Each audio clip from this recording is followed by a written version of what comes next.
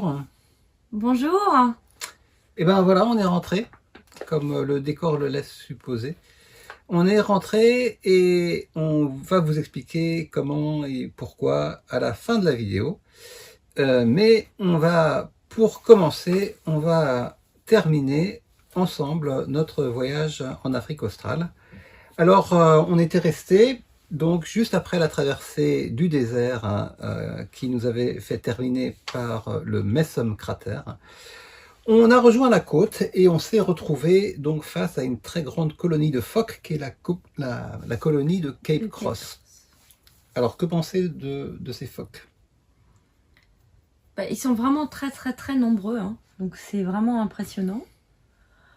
Ils sont plus nombreux que l'année dernière à Wallis Bay. Donc ça sent pas très bon quand même. Ça sent pas très bon. Ceci dit, il y a des panneaux ou des avertissements dans le guide du routard qui disent surtout couvrez-vous le nez. Bon, faut pas exagérer, ça sent pas bon, mais c'est pas non plus insoutenable. Pour le coup, les masques là, ils étaient bien utiles. Les phoques, on peut vraiment les approcher d'excessivement près. Ils n'ont pas peur du tout. On les enjambe en fait quand on est sur la passerelle. Il y a une espèce de passerelle et ils bougent pas du tout. En fait, il y a des barreaux qui sont cassés, donc les phoques viennent se prélasser sur la passerelle. Voilà, des fois on craint un tout petit peu de passer tout près d'eux parce qu'ils sont parfois un peu agités.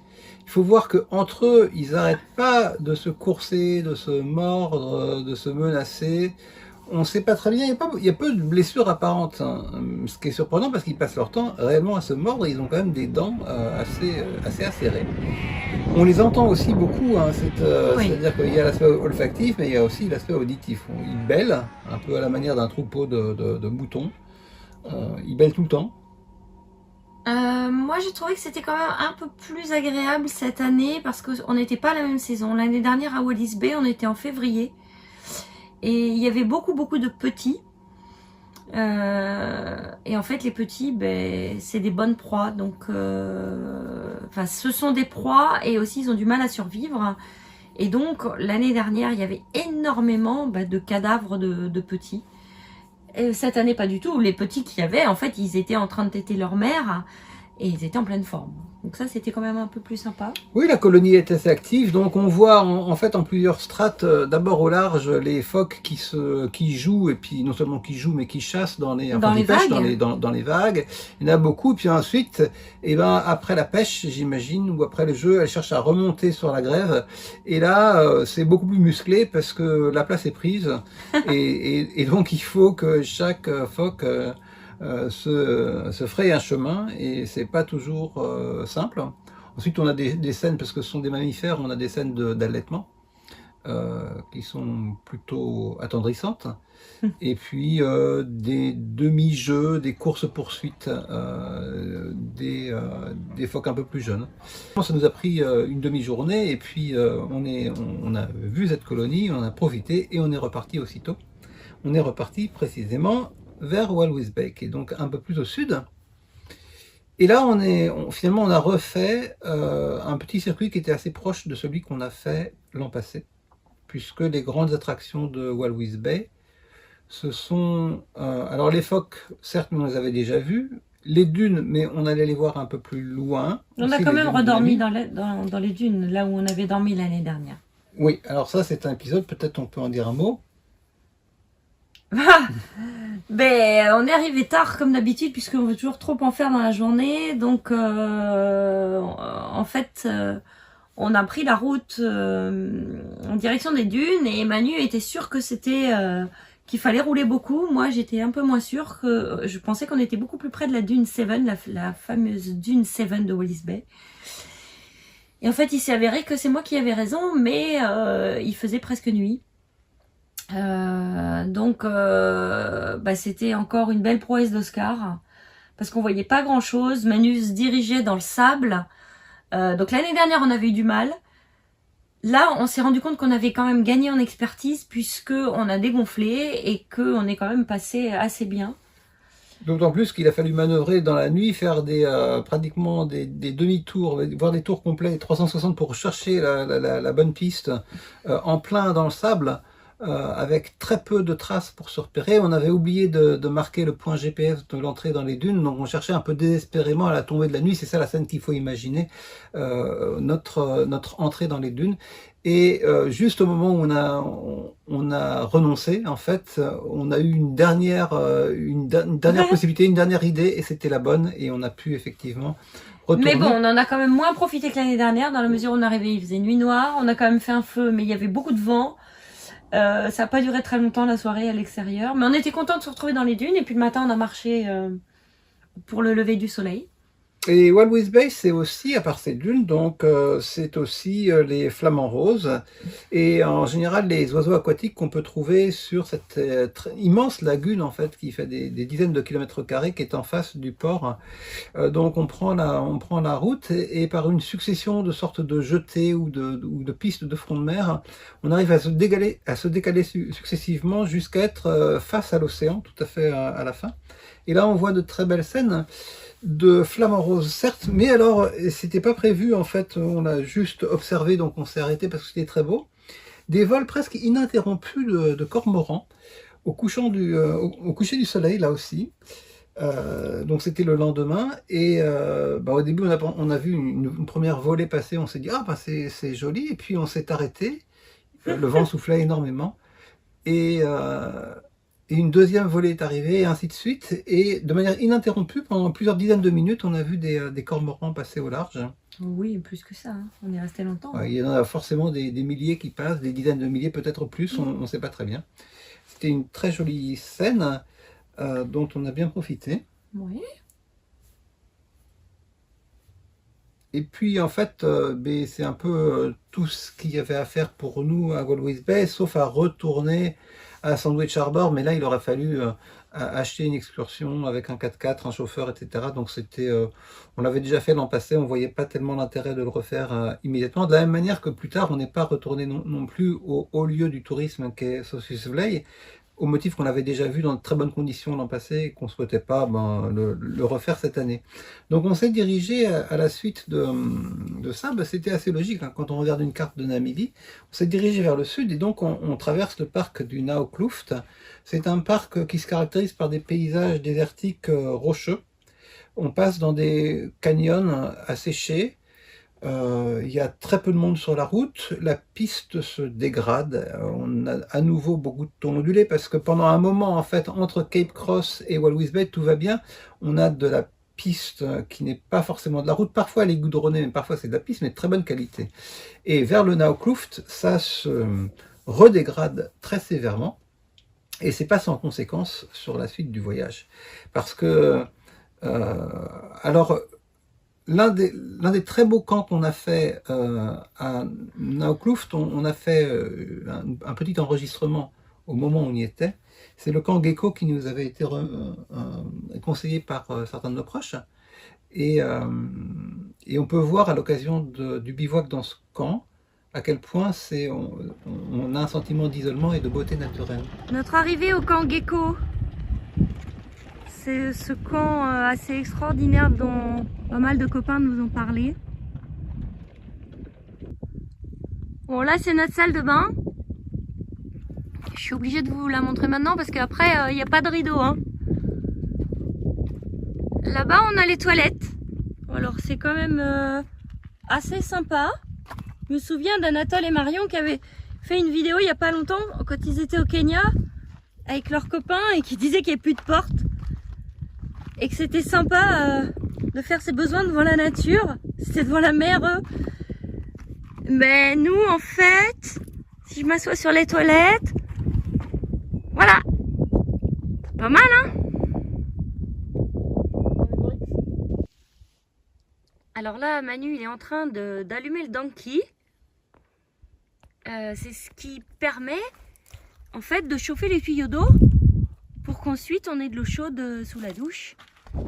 Ici c'est pour faire la vaisselle. Donc notre emplacement ça s'appelle le Moonlight. Donc ils nous ont fait une petite déco Moonlight. Puis là je pense qu'on va se mettre ici pour faire notre braai.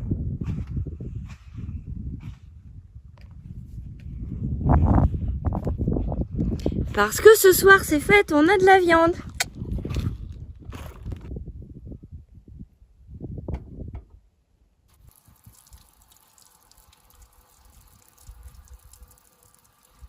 C'est extraordinaire.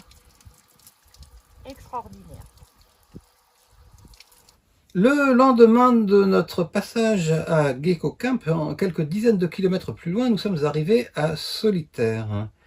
Et à Solitaire, on a eu un premier incident qui nous a amené à rencontrer le garagiste parce qu'on avait décroché un amortisseur. Le matin à Gecko Camp. Le matin même, en faisant un petit tour de vérification sous la voiture à Gecko Camp, j'ai remarqué plusieurs petits problèmes techniques. Bon, ben, ce matin, mauvaise surprise, on a un amortisseur qui s'est décroché, c'est pas la première fois. Ceci dit, en voulant le remettre, j'ai remarqué que avec même presque une seule main, j'arrive à le compresser. Je vais essayer de poser comme ça, je sais pas si on va voir.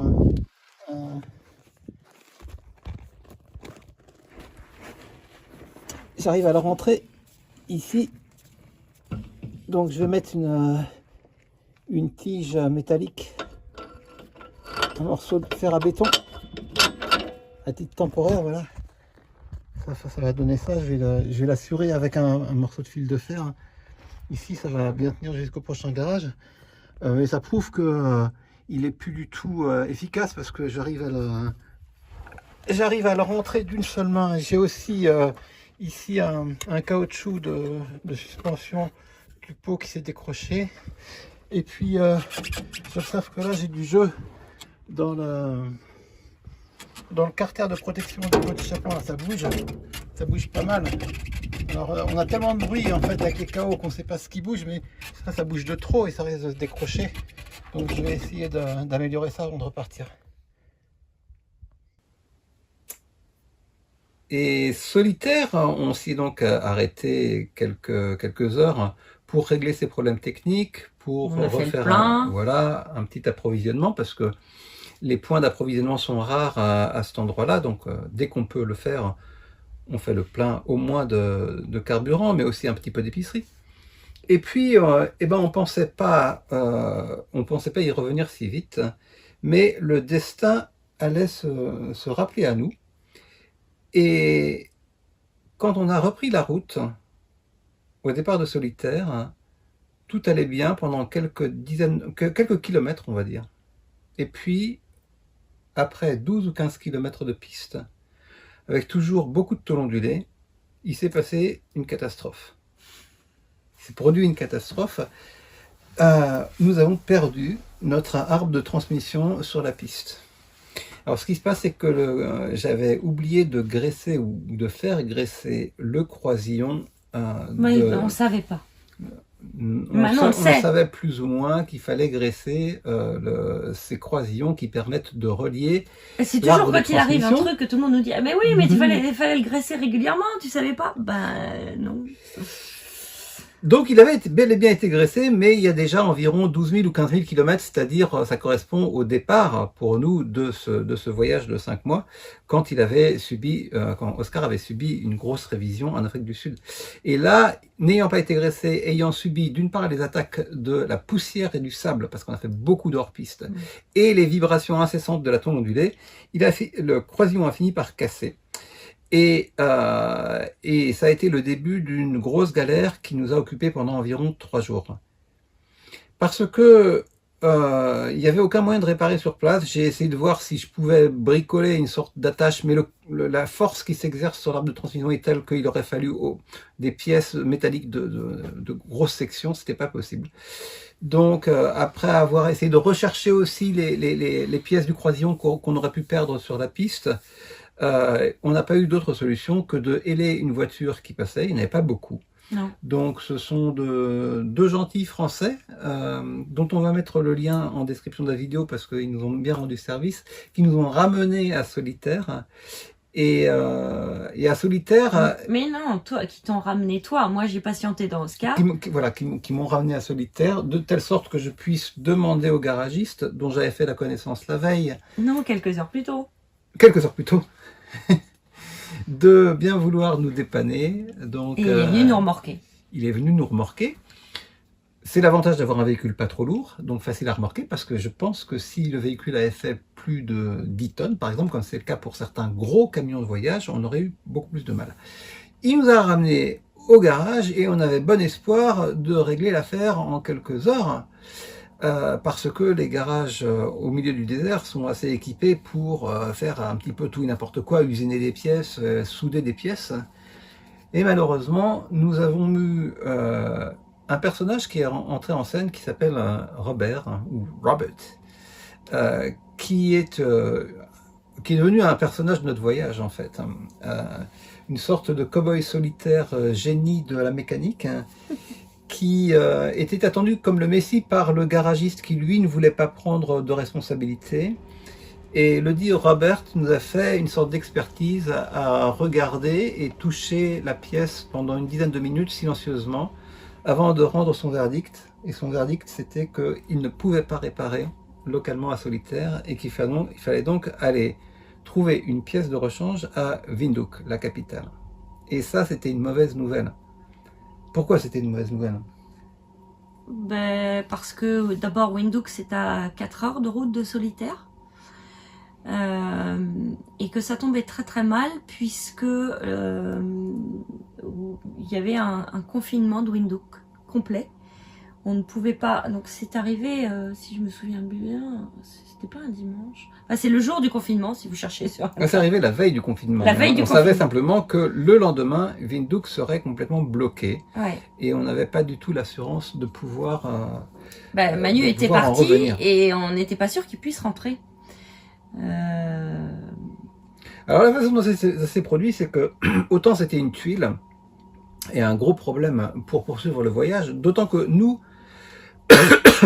on était en train de revenir sur l'Afrique du Sud en accélérant progressivement le tempo parce qu'on sentait bien que le Covid allait nous rattraper. Et d'ailleurs, c'est ce qui s'est produit. Il commençait déjà à être très très fort en Namibie. On a rencontré plusieurs personnes qui avaient perdu des proches. Et on s'est dit, oh là là là là là là. Il faut qu'on rentre. Il faut qu'on rentre parce que la frontière va fermer. Donc on était en contact avec plusieurs personnes en Afrique du Sud, puisqu'on n'avait pas forcément les infos, et qui étaient censés nous prévenir dès que le président parlait et qui aurait éventuellement annoncé une fermeture des frontières. Il fallait qu'on se dépêche. Et c'est dans ces circonstances qu'on a dû trouver une solution. Alors la panne importante qu'on subissait menaçait de nous bloquer plusieurs jours à Solitaire sans qu'on ait de solution immédiate. Donc, on a bénéficié ensuite du réseau de solidarité qui existe dans ces zones désertiques. Les gens se connaissent, ce sont des gens de confiance. Les fermiers connaissent les garagistes, qui connaissent les mécaniciens, qui connaissent les vendeurs de pièces. Tout le monde est plus ou moins en réseau. Et donc, le fameux Robert m'a trouvé un camion pour m'emporter à Windhoek le lendemain matin. Donc, le lendemain matin, à 5 heures du matin, j'étais en attente de ce camion, qui malheureusement n'est pas venu à 5 heures du matin. Je suis rentré me coucher dans Oscar, un peu déçu, mais le dit camion est arrivé un peu plus tard, vers 9 heures du matin. Simplement, c'est pas toujours facile de communiquer, on n'a pas toujours de bon réseau, le chauffeur n'avait pas mon téléphone, et donc il a eu un impondérable qui l'a amené à arriver un peu plus tard. C'était une très bonne nouvelle qu'il arrive quand même, et donc je suis parti à Windhoek pour faire réparer mon arbre de transmission. Donc j'avais mon arbre de transmission à la main avec le croisillon, et la partie aussi qui s'emboîte dans la boîte de vitesse. Et ta brosse à dents. Voilà, un petit sac comme ça. J'avais le seul téléphone puisqu'on a une seule carte SIM pour Isabelle et moi, donc j'étais dans l'incapacité de communiquer directement avec Isabelle. Et je suis parti, donc la fleur au fusil ou l'arbre, la fleur à l'arbre de transmission. Et tout s'est extraordinairement bien passé. D'abord parce que, par solidarité, ni la personne qui m'a emmené à Windhoek, ni celle qui m'a ramené ne m'ont fait payer, simplement en disant tu as un pépin, on t'aide, c'est normal. Mais ça, c'est un aspect qui est presque secondaire, le paiement, parce que c'est simplement qu'ils ont tout fait pour m'aider, à l'aller comme au retour. C'est-à-dire que le camionneur qui m'a amené, ensuite, il m'a pas amené à Windhoek, il m'a amené chez le garagiste. C'est pas un garagiste, c'est un garage spécialisé dans les arbres de transmission. Il m'a amené là-bas, il a attendu avec moi que la commande soit faite pour expliquer la situation, pour peser avec moi dans la balance parce que j'avais besoin de cette pièce en urgence. Il est resté en contact avec moi moi. Il m'a dit, si vraiment tu as besoin de moi pour sortir de Windhoek, je trouverai un moyen pour sortir de Windhoek avec toi. J'ai réussi, là il fallait faire preuve d'un peu de diplomatie, à obtenir la pièce le soir même. Et par contre, je suis resté une nuit à Windhoek tout seul, donc j'ai dû trouver un abri pour la nuit, un bed and breakfast, et j'ai rencontré des personnes absolument formidables à cette occasion, qui se connaissaient entre elles, alors que c'était le pur fruit du hasard. Enfin, c'est très peu descriptif, et ça prendrait littéralement des heures pour que je raconte toutes ces histoires, mais vraiment, ça a participé d'une sorte d'aventure qui s'est très très bien terminée. J'ai été ramené à Solitaire le lendemain par quelqu'un qui s'est présenté comme un vieux fermier, mais qui était en fait un ingénieur pré-retraité, qui avait décidé de planter des oliviers dans la montagne à l'âge de 55 ans et qui maintenant avait une magnifique ferme d'oliviers dont il avait retiré toutes les clôtures. La personne qui était avec moi dans le même véhicule était exactement du même topo, quelqu'un qui avait un yacht en fait, et qui avait renoncé à partir en Méditerranée avec son yacht à cause du Covid pour s'occuper avec ce vieil homme de la ferme d'oliviers. Donc des rencontres complètement improbables au milieu du désert et qui nous ont magnifiquement aidés à nous sortir de cette grosse panne qui est la plus grosse panne qu'on ait eue depuis le début de notre parcours avec Oscar. Et vraiment c'est... Enfin, moi j'ai trouvé, et je ne l'ai vécu que finalement un peu seul parce qu'Isabelle n'a pas vécu l'épisode à... Non, Isabelle elle a fait la vidéo pendant ce temps-là. Mais j'ai trouvé le temps long parce que Solitaire, ils sont 25 personnes simplement à habiter là-bas. Donc il y avait... tout le monde est occupé, hein, ils vivent leur vie. Il y en a au restaurant, il y en a au garage, il y en a à la pompe à essence, il y en a à l'hôtel. Et moi j'étais toute seule dans Oscar, mais bon... Voilà, j'ai travaillé pendant ce temps-là et j'ai attendu mon petit mari. Voilà, tout s'est très bien terminé et quand on a repris la route, on n'avait plus aucune panne. On avait juste un pneu qui avait tendance à se dégonfler, donc on n'a pas vraiment trouvé de crevaison, mais probablement la valve était mal réglée.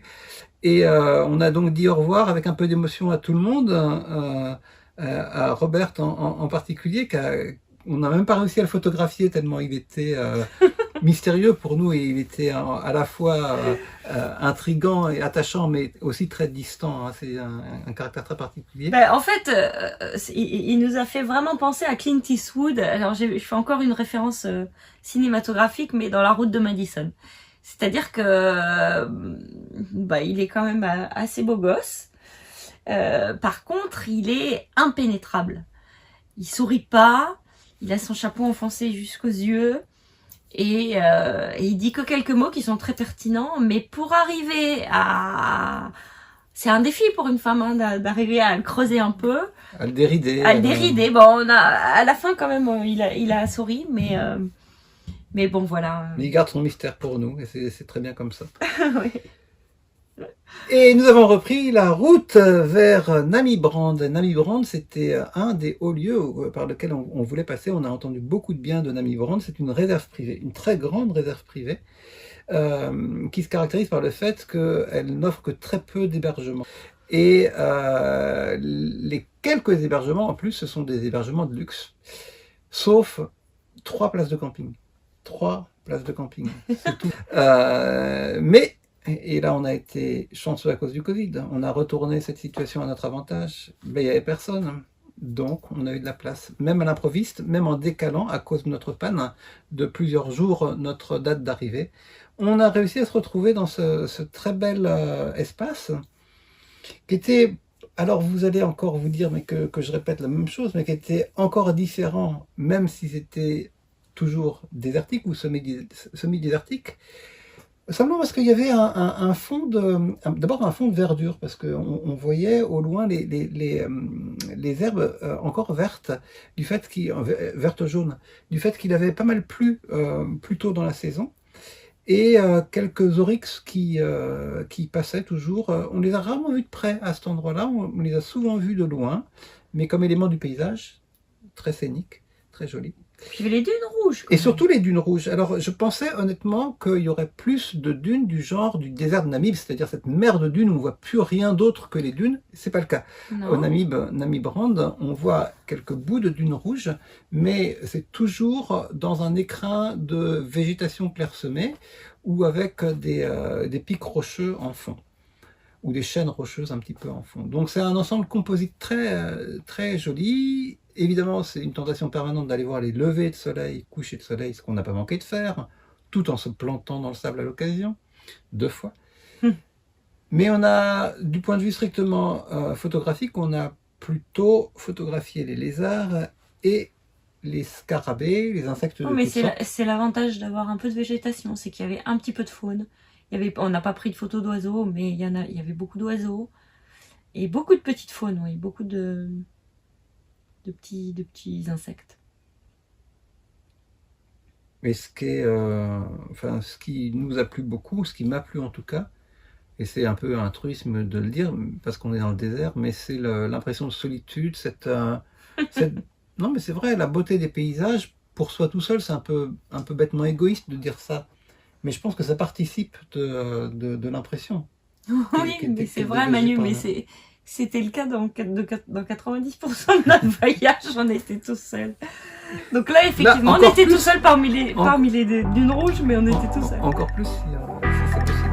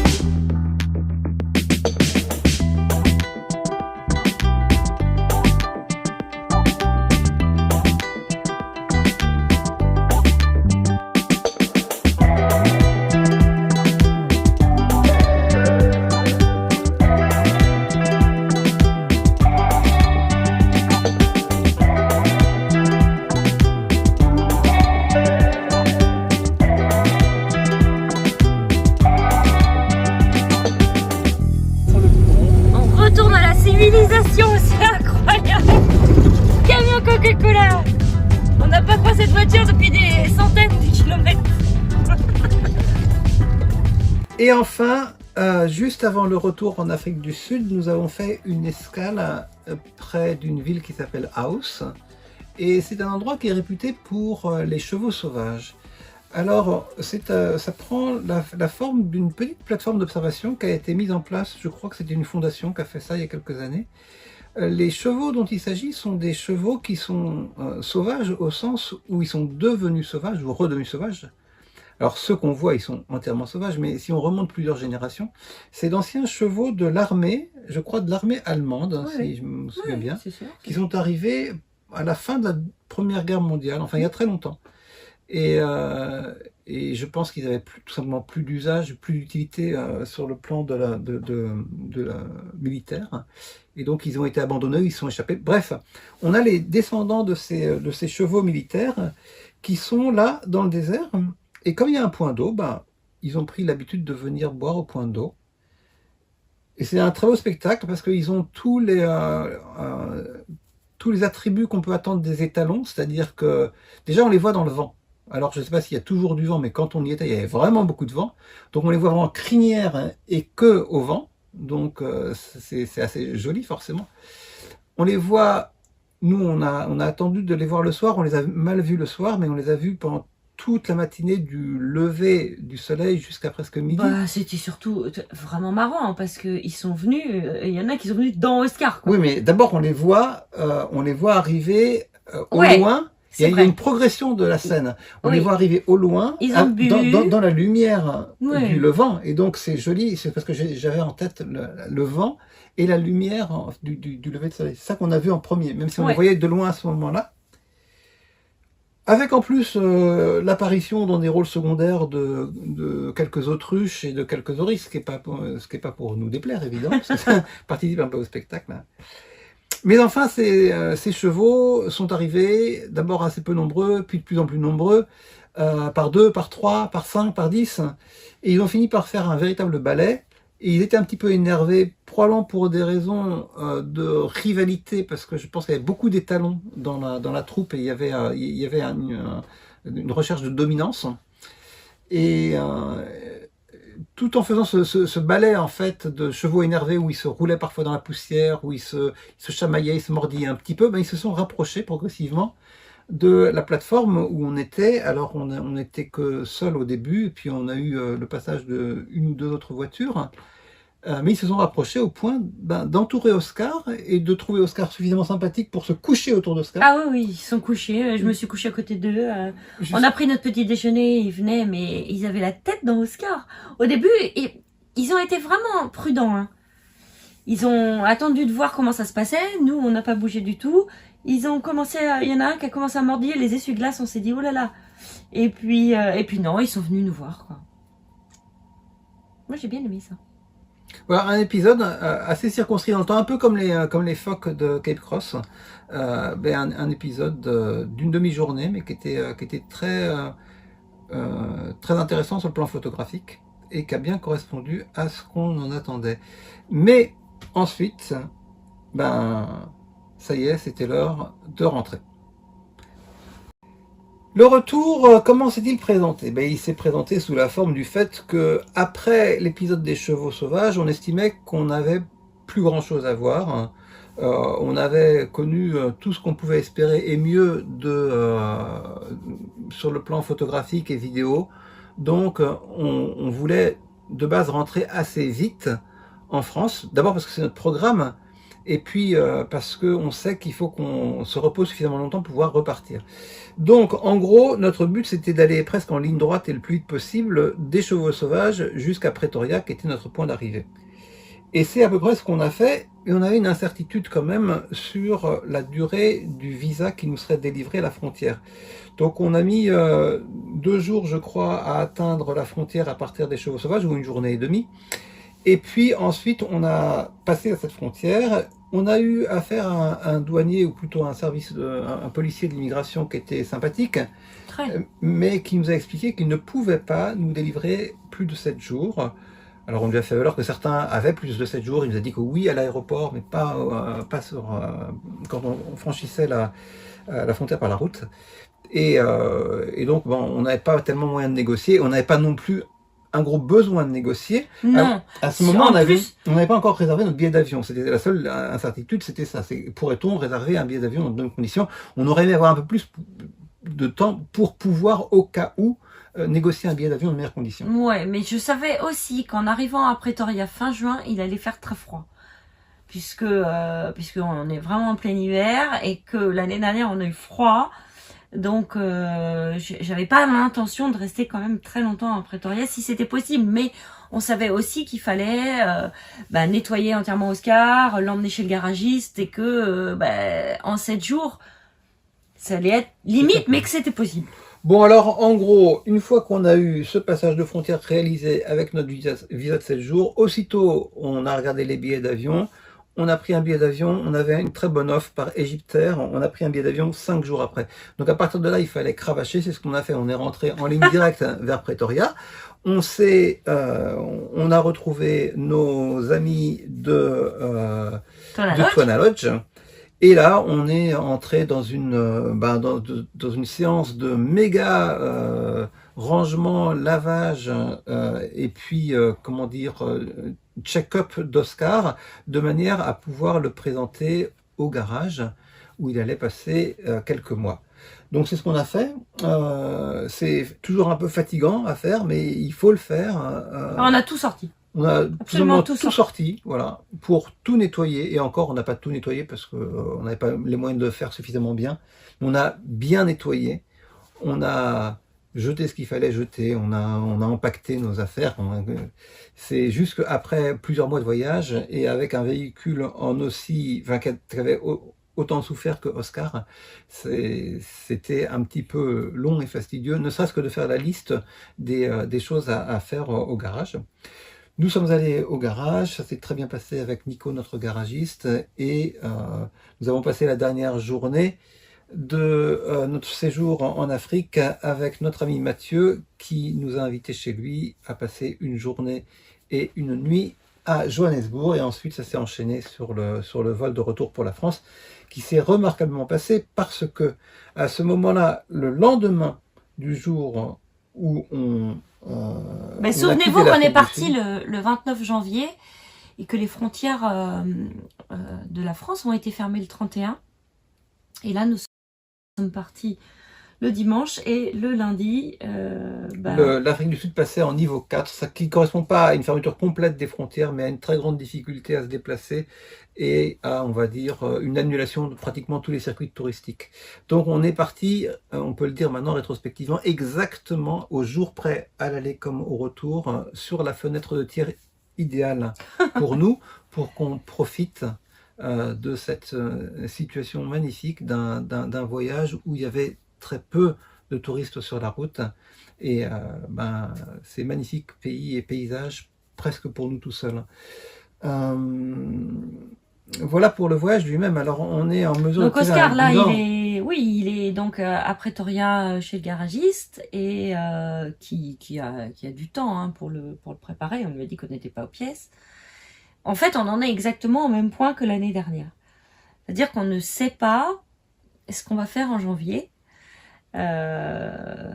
Puisque on ne sait toujours pas si l'Amérique du Sud, enfin si l'Argentine va ouvrir ses portes ou pas, ses frontières. Alors de loin le plus probable, je vous rappelle pour ceux qui n'auraient pas tout suivi que notre projet c'est de voyager 6 mois et d'être en France 6 mois, donc on devrait repartir normalement en janvier prochain, probablement, moi j'y crois relativement en Amérique du Sud, peut-être de nouveau en Afrique pour un programme sans doute alors différent, si on peut. Mais il y a des pays qui étaient fermés qu'on n'a pas pu voir, il y a plein d'autres choses. Et puis d'autres possibilités plus rares existent, comme le fait de rapatrier Oscar en Europe. C'est pas à l'ordre du jour vraiment, mais comme on ne sait pas du tout de quoi demain sera fait, on est obligé de rester un petit peu ouvert en termes de projet. On peut dire que ce deuxième voyage en Afrique nous a énormément plu. Ce sera un peu bête de dire qu'il nous a davantage plu que le premier. C'est complètement différent, mais oui. Il a été remarquable. Excessivement riche de tout, en fait. Ouais. De rencontres comme de spectacles animaliers. Ouais, comme de spectacles naturels. Comme les déserts. Comme d'expériences inattendues. On a eu beaucoup d'événements inattendus. Pour nous, on a un peu le sentiment qu'on va avoir du mal à faire mieux, quoi, parce que... on va essayer. Hein. Mais en tout cas, il nous a donné toute satisfaction, en fait. Hein. Il n'a pas seulement rempli le cahier des charges, en fait, il est allé au-delà dans une certaine mesure, parce que il a été riche à tout point de vue, en dehors de tout projet particulier qu'on pouvait nourrir à son sujet au début. Donc, on est super content. Et je pense qu'en conclusion, on peut dire un mot de notre chaîne YouTube et du fait que notre voyage, il est un peu indissociable de la chaîne YouTube, dans le sens d'abord que ça prend beaucoup de temps de réaliser ces vidéos. On l'a déjà dit, je pense que tous les youtubeurs le savent. Donc c'est un temps tellement important qui nous arrive de penser en fait à dire en gros on arrête tout parce que ce serait une autre façon de voyager que de voyager sans faire de vidéo. Ça nous libérerait tellement de temps pour faire autre chose. C'est tentant.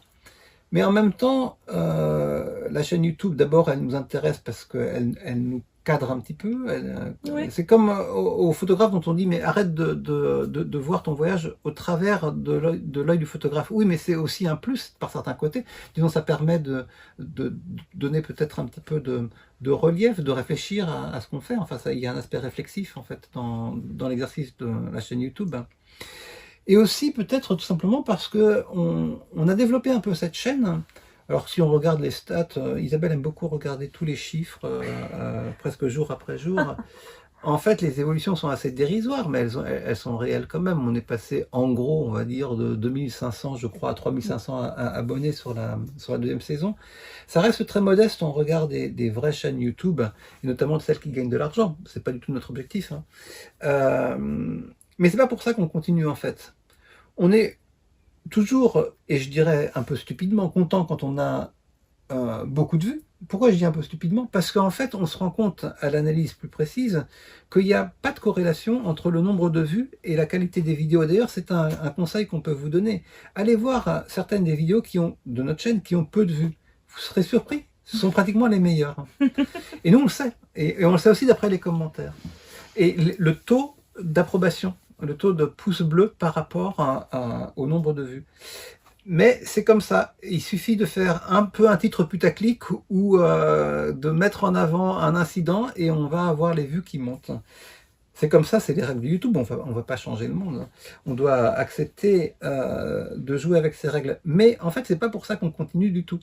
Je pense que ce qui nous motive beaucoup dans la relation qu'on a avec vous, nos abonnés ou les gens qui regardent sans être abonnés, c'est que on est sensible aux commentaires qui nous sont faits, on répond presque à tous vos commentaires. À tous. Et on a vraiment le sentiment qu'on produit, à notre niveau, hein, on produit de la qualité, c'est-à-dire qu'on produit de la satisfaction. Et en fait, quand on multiplie, il y a les gens qui s'expriment et ceux qui ne s'expriment pas, mais même si c'est que quelques centaines de personnes, a fortiori quelques milliers, si vraiment ils sont aussi contents qu'ils le disent, alors je pense que ça justifie beaucoup en fait l'effort qu'on fait pour maintenir cette chaîne en vie. En tout cas, là, on va s'arrêter pour l'été. Parce qu'il va faire beau en France, là, bientôt. Et qu'on se dit que vous avez autre chose à faire que de regarder nos vidéos. Vous allez aller prendre l'apéro, manger des brochettes avec vos copains. On reprendra en septembre parce qu'on a encore du matériau. Donc, ne vous inquiétez pas. Abonnez-vous si c'est pas fait et surtout activez la cloche parce que comme ça vous saurez quand est-ce qu'on va republier notre prochaine vidéo. Et puis profitez de ces apéros pour parler de nous auprès de vos copains et nous faire augmenter nos abonnés, c'est sympa aussi. Et puis nous on va se reposer, on va profiter de nos enfants, nos petits-enfants, de l'été et on a été assez honnête, entre guillemets, surtout par rapport à l'année dernière, dans le sens où c'est vrai qu'on est revenu en France, par rapport à la date de publication de la vidéo, on sera revenu en France 2 semaines avant. Mais quand on connaît un petit peu la musique, la petite musique de YouTube, on sait que c'est pas grand-chose, 15 jours seulement de décalage entre ce qu'on publie, parce qu'il faut le temps de la réalisation derrière, et la réalité. Donc on n'est pas en direct, mais on n'est pas si loin, on s'est pas beaucoup décalé. On fera peut-être des petites vidéos un peu spéciales, des petites vidéos thématiques. On a de toute façon toutes les tribus à vous montrer qui étaient quand même... Des vidéos plus courtes aussi. Vraiment bien. Celle-là est un peu plus longue, mais c'est un cas particulier parce que c'est la dernière. On reviendra, je l'espère, dans toute notre splendeur en janvier prochain, mais on ne sait pas où. Et on reviendra par petites touches d'ici là. Voilà, donc ce qu'on avait à vous dire après ce retour de ce voyage qui nous a enchantés. Voilà, donc on vous souhaite à tous de passer un bel été, de profiter de vos vacances, de vos familles. Et on se retrouve bientôt. Au revoir. Au revoir.